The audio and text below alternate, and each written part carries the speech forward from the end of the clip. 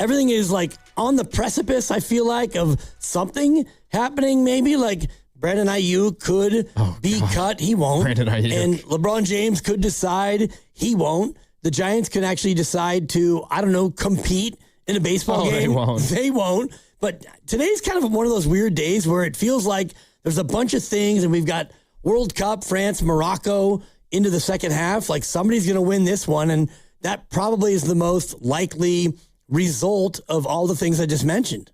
A winner of this soccer Someone's game? going to advance. Yeah, it's guaranteed. Like LeBron, who knows how long it will take, but it will happen eventually. Right, but like LeBron, probably not. Like the Giants, what are they doing? Who knows? And then the Ayuk thing feels like it's going to be another 3 weeks before it's 3 more weeks. And so, yeah, like everything that feels like there's urgency, it doesn't also feel like there's urgency. Yeah. If you're a dedicated listener to 95.7 The Game, first of all, welcome in. Again, it's Dibs and Grandy with you in for Willard here on Willard and Dibs. You haven't heard a ton of Giants talk the last couple of weeks. And there's a couple of reasons for that. The number one reason is LeBron James and everything that's happened over the last 10-ish days with Draymond Green opting out, then it being announced LeBron's not going to return to the Lakers and all the drama that has ensued since then. But nothing's really changed, Dibs. We haven't talked a lot about the Giants of late, but nothing has really changed. Did they reach a new low yesterday? Yeah, probably. They're now a season worst, 16 games under 500 after they got blown out by Dylan Cease and the Blue Jays. They lose 10-0. They were no hit through 8. Elliot Ramos, as Goo was mentioning during the crossover, bat flipped a single to lead off the 9th to erase the no-hitter. But the Giants still lose 10-0, and Logan Webb, who gave up 5 runs before you could blink in the first inning, and then was very good after that, he takes to social media to defend himself and call out members of the media, fans, everyone alike that's tweeting at him and is upset about the way that this team is playing. He goes to social media to defend himself. Later on, he deletes his account or deactivates it, whatever. The tweets do not exist anymore. His account does not exist anymore. And this just feels like a new low for the Giants. I didn't realize they could reach a new low, but they found a way yesterday to reach a new low. It's kind of a different low for me because, yes, you are 16 games below. That's a new low. You've never been this far below 500, but it feels different because, you know, Logan Webb was frustrated when Tony Vitello took him out after 8 innings and then the bullpen blew it. Yeah. And then the next game, he was able to go out there and complete the game. And he's been mostly really good, if not spectacular, up until yesterday. And then yesterday happens and it's a bad first inning and you lose 10-0, which he didn't give up all 10. But after the game, I'm sure he's 6 shutty after the first. Right. So he's looking at all of the things and he's frustrated and they got 1 hit. And yeah, enough is enough. And I do think that it might speak to a deeper issue in the clubhouse as far as like how this year has gone, how it's been handled from the manager to the general manager, the president of baseball ops. Yesterday to me felt like a little bit more of a tip of the iceberg of the frustration. Yeah. I mean, I don't mind the players, the star players on my favorite sports teams being, I don't know, open to conversing. And, you know, Steph says he sees everything. He's not one to go on Twitter and reply to anybody like that. I'm sure he doesn't even run his own Twitter, but he sees stuff, right? And he's talked about that, how he sees and reads everything. I think a lot of these athletes, they do that more than probably a lot of us fully know or expect. I think a lot of these guys are searching their names and are aware of things that are being said about them and all of that. And so I don't mind a player that is aware of all that does seek it out and at times has to, you know, defend themselves. But it does seem to me, Dibs, that Logan Webb doing it the way that he did it yesterday says something about how he's feeling in general, not just about what happened yesterday. This is not just about yesterday and giving up 5 runs in the first and then figuring things out and being good the rest of the game, but the team losing 10-0 and nearly getting no hit. This is about the season as a whole. And for Logan Webb, this might be about his career as a whole. Not that he is performing poorly. He's an all-star, and, you know, some of the things that he was responding to was a fan saying, "You're an all-star? You with your 4-point whatever ERA this season? This is an all-star?" And Logan Webb was like, "Yeah, that's me. I'm an all-star." This isn't about that. This is about, I think, the frustration that Logan Webb is feeling being saddled on this team that cannot do anything right when Logan Webb is great, when Logan Webb is all right, when he's bad, it doesn't matter. You lose anyway because the team around him is so bad. Right, and even when, like yesterday, he was not great. He gave up 5 runs, and it was a little bit of a sideways first inning. But, yeah, you play bad, and now you're 16 below, and everybody wants to come for you because you're supposed to be the ace, and you're this all-star. And if you look at what he's done over his last 6 or 7 starts, he's been phenomenal. Spectacular. He was the pitcher of the month. Yeah. Thank you. In June. In the month of June. And so if you're Logan and you look at your record, your ERA, and you look at the team's record and you're frustrated, and now fans are coming for you, and it's easy to come for Logan because he's been better than what he's been this year. But if you're Logan, you're thinking, my first 4 or 5 starts coming off the WBC, my knee was not great. No excuses, but I was shaky. I went on the IL. I got better. I was dominant. And now he comes back from the IL, he's the best pitcher in baseball. Right, and so now he's had a bad outing, and it's like, oh, and you're really an all-star? So if you're Logan, I get the frustration, but I think it goes deeper than just how he's doing. It's how they're all doing. Yeah. What do you think?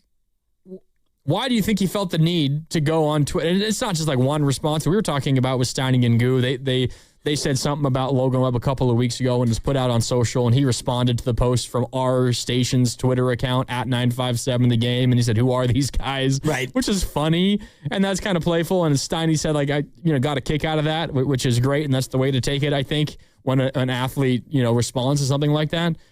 But what do you think is running through Logan Webb's mind when he's on Twitter yesterday, responding not once, not twice, not 3 times, but over and over and over to almost anybody that's tweeting at him and subtweeting him, not adding him, but subtweeting him, just saying Logan Webb. The way it works, you go onto Twitter, maybe you see some of it naturally pop up because of the Twitter algorithm feeds you stuff, but you search your name, you go to the search bar, you search Logan Webb, and you see what people are saying about you. And the need to respond. What do you think Logan Webb is feeling about this entire situation? I think he's looking at it like, Bone Thugs and Harmony. It's the crossroads. Oh. Like, you're at the crossroads. You've got 2 more years after this, and so you could stay a Giant and you can do your level best, and after that you could be a free agent and go out there and pitch for whomever you want, or you're looking at a team where you're 16 below and you've been mostly great throughout the course of your major league career, and yet now you're in a spot that has you further away from the playoffs than ever before. And we go back to 2021, the anomaly year where he pitched 2 playoff games. He gave up phenomenal. 1 run. He gave up 1 run, and you couldn't even advance. And so if I'm Logan, I'm looking at this whole situation, which is we don't have a lot of help in the rotation. We have a terrible bullpen, and we have an offense that's good, but not quite good enough. I have a manager who I'm not really sure about. So I would not fault him if he was, quietly saying, "Hey, why don't you look to shop me?" Well, that's where my mind immediately went. And this is where I want to hear from Giants fans. 888-957-9570. It's Willard and Dibbs, but Dibbs and Grandy in today. 888-957-9570.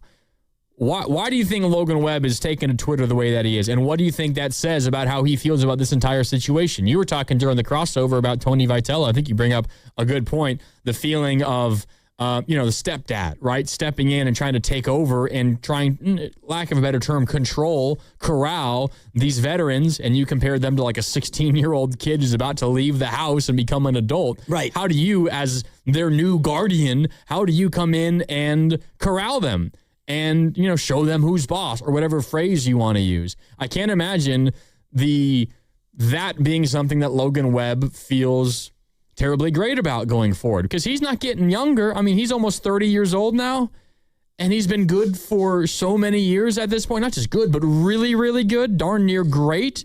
I wouldn't be upset if anybody described him as great over the last 5 years. He has been consistently one of the best pitchers in the National League for each of the last 5 seasons. I can't imagine that he's okay with just hanging out, hoping things go well, giving Tony Vitello another year to figure things out, hoping that that ownership decides we're going to spend more money, they're going to add more starting pitching, they're going to solve the bullpen, do all those things. I got to imagine, Dibbs, that in the back of his mind, he might be thinking, like, as much as I love it here, I'm a Northern California kid, maybe I got to get out of here. I can't help but think that might be on his mind. And if you look at like the immediate future, and I'm thinking about like next season, for example, because this year is done. It's done and dusted. Oh, yeah. And Robbie Ray is not signed for next year. And I would imagine that he's leaving. So Logan comes back. Roop comes back, either Hauser or Malley has an extra. I like it. I mean, they're an amalgamation sensation. They really they're the are. same guy. They're two guys. One of them has an extra year. One of them doesn't. But neither one of them, quite frankly, should be in the rotation next year. Hauser has the extra year, yeah. Yeah, if you're Logan, you're like, okay, it's me and Landon Roop, who's been a little bit like, he's kind of come back to earth a little bit. And so if you're Logan and you're thinking, how do we go from where we are now to get me back to the playoffs? It's probably not next year. Doesn't seem like it. It might be the year after, and then that's his walk year. So, I mean, again, I don't begrudge Logan for thinking about maybe wanting to be elsewhere. Yeah. So 888-957-9570. How do you feel? I want to hear from Giants fans how you feel specifically about Logan Webb, because I was sitting in with the boss earlier today, and we were talking about Logan Webb, and he just asked me, bloop, I got to talk to the boss today. That's a big deal. And he just asked me, how do you feel emotionally as a Giants fan about Logan Webb? Like, compare it to how you felt about Timmy or Mad Bum or Kane or even like Vogelsong or anybody like that. And my immediate first response was, well, Logan Webb is an amazing pitcher, a great pitcher. You know, in my lifetime, pitchers that have been better than Logan Webb on the Giants, maybe it's just that core three of the championship era. Lincecum, Kane, Bumgarner. It might just be those guys. Legitimately, it might just be those guys better than Logan Webb in my lifetime as a Giants fan. But I don't feel the same emotional connection. I don't think that's his fault. It's because the team hasn't won around him. And if that's how I feel, I wonder if that's how other Giants fans feel. And I wonder if that's how Logan Webb feels. Maybe he doesn't have the same emotional connection to the franchise either, because his career's running out and he wants to try to win and get to the playoffs. He's pitched in 2 playoff games in his career. He deserves a whole lot more than that. And he shoved in both of those, and that's where it gets frustrating, because he did his part. I mean, he did his level best, and then yet they were unable to go ahead and advance. And I was doing the dive on the last time a Giants team was this bad, and we can get into it, 2017, and they got to the deadline, and they did basically nothing. And it's because they had 3 or 4 or 5 or 6 guys on that team that were already made men. Now, this team, you don't have that. And you are almost as bad as the 2017 team, but none of these guys have that same sort of level of like, oh, we were champions. So it might be a little bit of a different approach. Yeah.